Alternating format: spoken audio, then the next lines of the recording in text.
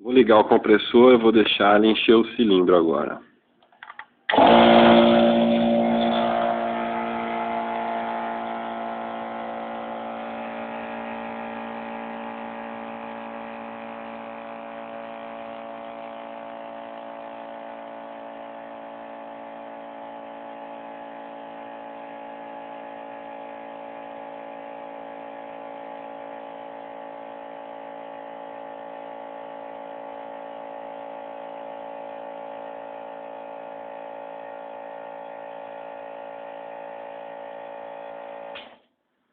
E agora, quando eu abro a válvula, vamos supor que eu estivesse utilizando para alguma coisa, continua saindo óleo. Espero que dê para ver.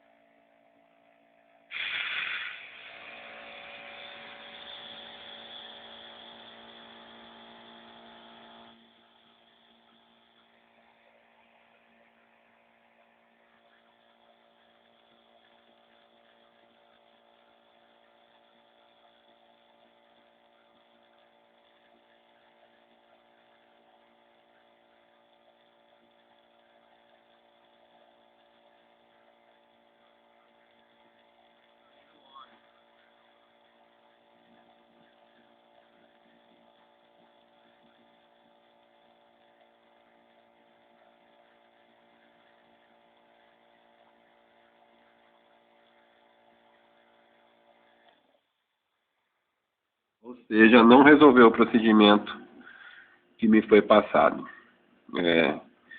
Esse vídeo é só para poder ilustrar, para que os senhores possam ver o que está acontecendo, e eu preciso de uma solução para isso, né? Obrigado.